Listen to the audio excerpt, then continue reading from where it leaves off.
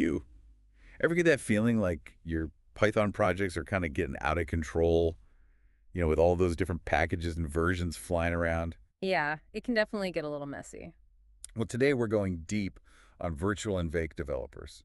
Those are the folks who really bring order to the chaos, Exactly. And we're going to hit those common questions. like what they actually do, Why you might need one on your team. and even how much they might cost. It's like a mini deep dive into this really important part of Python development these days. For sure. And if you really want to up your development game, understanding Virtualenv, that's a great place to start. Totally. And to find that perfect virtual and Vave developer for your project, you can head over to theperfectdeveloper.com. Yeah, check out their 5 questions tool. It's pretty cool. It's like a matchmaking service, but for developers. It really takes out the guesswork in finding that right talent. So let's get back to virtual and Vave. What is it, and why should I even care?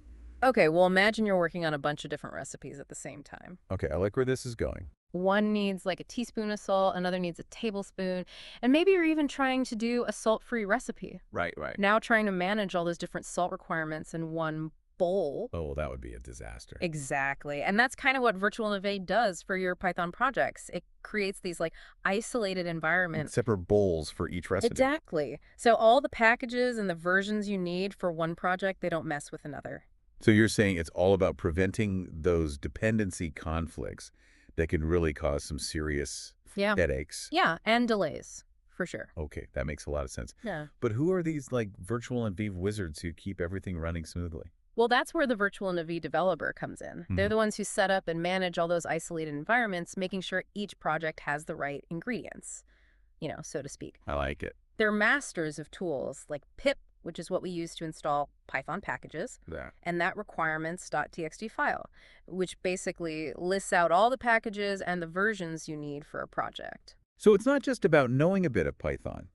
You really have to understand how to manage those dependencies and versions within these isolated environments. Yeah, it's a whole other level. It's like being a master chef who can juggle all these complex recipes without a single ingredient clashing. Yeah, precisely. And it's a lot more than just the technical setup. A good Virtualenv developer, they're also really good communicators and collaborators. They make sure that everybody on the team is on the same page and that the transition from development to production, that's where your application actually runs for users, that's smooth and seamless. So they're like the glue that holds the whole development process together. Yeah, they prevent chaos and make sure everyone can focus on actually building great software. I'm guessing our listeners might be wondering, how much does it cost to bring one of these Virtualenv experts on board? That's a common question, and the answer is it depends. Classic. Factors like location, experience level, and whether you're hiring full-time, part-time, or freelance all play a role. Okay, so there's no easy answer. But most of us have a budget in mind. Can you at least give us like a general idea of what we should expect? Sure. In general, you'll find a wider range of salaries in the US compared to Europe or India. Right. Makes sense. And then naturally, a senior level developer with years of experience is going to be more expensive than someone just starting out. Of course. But figuring out that right salary can be a real pain. I bet theperfectdeveloper.com could help with that too. Yeah, definitely. They can give you some insights into those average salaries for Virtualenv developers in different regions Okay. and help you benchmark your offers to attract the best people. Remember, finding the right developer is an investment, and getting that compensation right, that's a key part of that. So we've covered what Virtualenv is, why it's so important, and we even got a glimpse into the world of those developers who specialize in it. But now comes the big question. How do you actually find and hire one of these skilled individuals? Well, that's where things get interesting. There are a few options to explore, each with its own pros and cons. Well, let's dive into those options then. What are some ways our listeners can start their search for the perfect Virtualenv developer? Well, you can always start with the classic LinkedIn. Oh, yeah, good old LinkedIn. Yeah, you can use those advanced search filters to narrow it down by location, experience, even specific skills like Virtualenv, pip requirements.txt. Right, so it's like that classic networking event, but online. Exactly. Makes sense. Okay, so what other platforms should we be looking at? Well, you got to think like a developer. Where do they actually hang out? Good point. GitHub is a gold mine. Oh, yeah, GitHub for sure. That's where they're showing off their code, collaborating on projects, really proving their skills. So it's not just reading resumes. Yeah, You're actually seeing their work firsthand. exactly. So when we're on GitHub, what should we be looking for specifically? Look for developers who have maybe contributed to virtual and Wi-Fi projects, or they've really clearly demonstrated their expertise in their own repositories. I You can actually see their coding style, their problem-solving approach, even their documentation skills all in one place. It's like you're getting a behind-the-scenes look at their work ethic and how they think. Exactly. Like that. Are there any other avenues we should be considering? Don't underestimate referrals. Oh, referrals. Word of mouth. Ask your network, colleagues, other developers that you trust, do they know any virtual and Feminov ninjas who would be a good fit? Referrals are great because you're getting that personal recommendation from someone you already know and respect. Yeah. It's like a pre-vetted candidate almost. Lead transfer. Could save you a ton of time. Anything else? Industry events and conferences can be really valuable too. Oh, yeah, for sure. It's fantastic for networking, meeting potential candidates face to face, and you can stay updated on the latest trends in the Python world. And it shows that you're actively engaged in the community and serious about finding top talent. Okay, so let's say we've explored all these options and we've got like a stack of resumes. How do we even begin to sift through the noise and find those hidden gems? Start by looking for those must-have technical skills. Okay. Python proficiency, that's a given. But you also want to see that they really understand virtualenv itself, experience with tools like pip and requirements.txt, and can they actually manage those dependencies and troubleshoot conflicts. So it's not just about knowing the tools, it's about knowing how to use them to solve real-world problems. Exactly. What about those all-important soft skills, though? Absolutely. Technical skills are super important, but don't forget about those soft skills. Communication, collaboration, problem solving, adaptability. At the end of the day, you're not just hiring a set of skills, you're hiring a person who's going to be part of your team. That's a great point. So we've narrowed down the list, we've got our top candidates, it's interview time. What are some key questions that we should be asking to really assess their Virtualenv expertise? Don't just ask those basic questions. You really want to challenge them. Give them a real-world scenario. Okay, I like that. Ask them, how would you set up a virtual engine for this specific project? Okay. What steps would you take to resolve a dependency conflict? Okay. How would you handle a situation where different team members need different versions of Python? So it's about really understanding their thought process, how they approach problems, and how they communicate their solutions. For sure. What other techniques can we use to really evaluate those skills? Pair programming exercises can be great. Ah, yeah, pair programming. You can pair them up with one of your current developers and give them a small task to tackle together.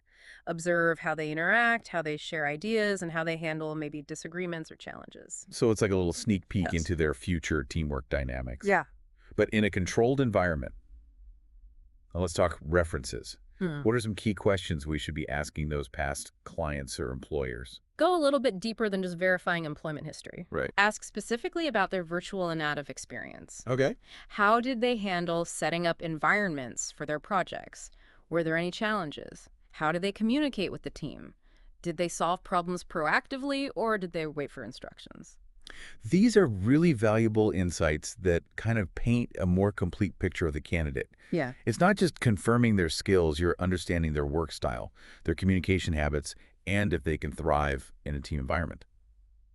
Okay, so we've found our virtual and Abbas superstar, interview and great references, all checked out, time to make the offer. Yeah, this is where things can get a little tricky, especially with salary negotiations. You want to be fair, of course, but you also need to think about your budget and the market rate for these skills. It's all about finding that sweet spot. Right. Where do we even begin with researching salaries? Websites like Glassdoor, Salary.com can give you like a general sense of what typical salaries are for virtual and innovative developers in your location and with their experience level. But remember, compensation isn't just about salary. Think about the whole package.